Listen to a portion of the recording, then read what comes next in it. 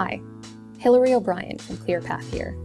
You've probably heard about a clean energy technology called carbon capture, utilization, and storage, or CCUS for short. This is a method of capturing carbon dioxide, or CO2, from emission sources like power plants and industrial facilities.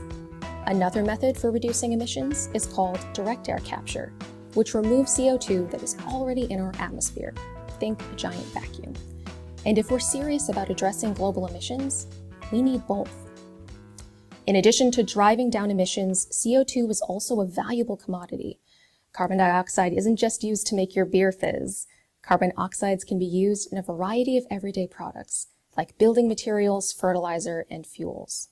CO2 that is not in use can be permanently and safely stored, usually underground, where it resides for thousands of years.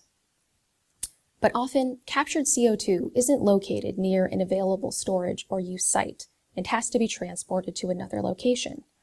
Today, the best and safest way to move CO2 is through pipelines. Pipelines are everywhere, often without us even realizing it. They are beneath our highways, run through our cities, and connect our homes. Other essential resources like natural gas, water, and waste are all moved by pipelines. That's because pipelines are the most land-efficient way to transport materials while minimizing environmental impact. The Pipelines and Hazardous Materials Safety Administration, also known as PHMSA, has long regulated the security of this infrastructure.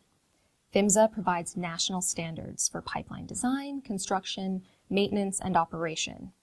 These ensure that all necessary measures are taken to mitigate risks and safeguard the well-being of your family and the environment. Now, let's talk about CO2 pipelines. The U.S. currently has more than 5,000 miles of these pipelines, which have been safely operating across our country for more than 50 years. CO2 is a stable, non-flammable gas. We know it's safe. We breathe it in and out every day. It's even used in fire extinguishers.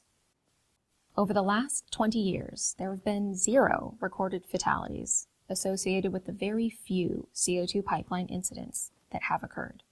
A pipeline accident like we saw in 2020 in Satartia, Mississippi, while concerning, is extremely uncommon and is not representative of the safety performance of this critical infrastructure over the last several decades. As the demand for clean, reliable, and affordable energy grows, so will the demand for effective carbon management technologies. That means, to meet our energy security and global emission reduction goals, the build-out of CO2 pipelines is vital. An estimated 30 to 96,000 miles of CO2 pipelines will be needed by 2050. That's more than 5 to 18 times the length of our existing network. We get it. Some people are uneasy about new infrastructure. But let's face it, whether you care about global climate change or U.S. competitiveness, we need these technologies.